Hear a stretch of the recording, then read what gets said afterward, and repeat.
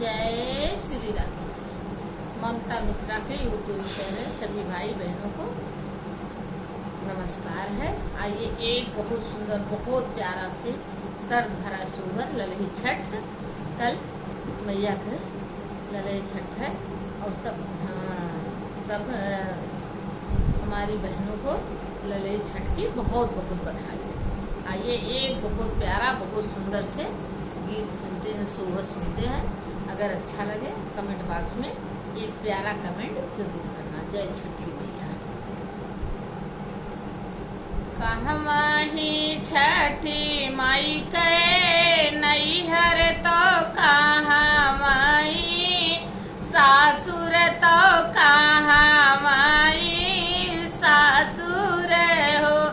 बहिनी कवनी बिरिछी तरा उतरी गोतिनी सब पूजय, गोतिनी सब पूजई हो।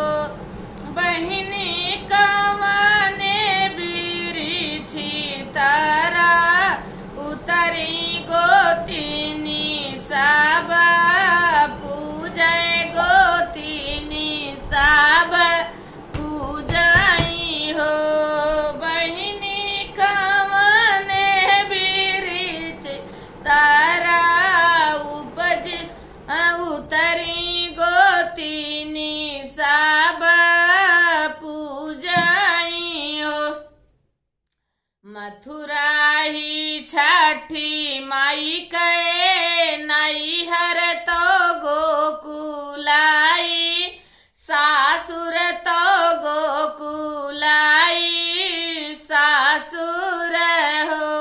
बहिनी महुआ बिरिछी तारा उतरी गोतिनिया सब पूजय, गोतिनिया सब पूजई हो।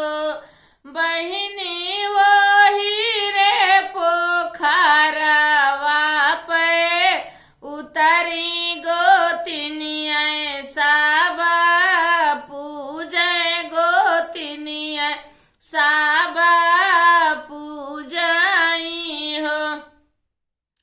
केहू का दीहू मैया दुई लाला, केहू का चार लाले हो।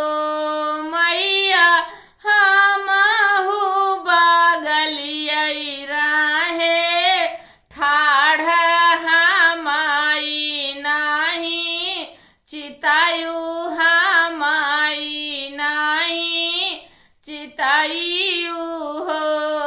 भैया हमहू बगलियै राहे ठाढ़ हमाई नाही, चितायु हमाई नाही चितायु हो।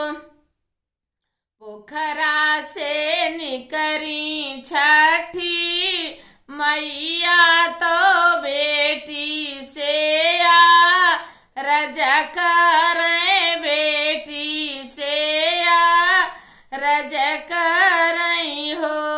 बेटी कवन संकट तोहरे जियारा केली ठाढ़े, रोयू तो हम काबो लायू तो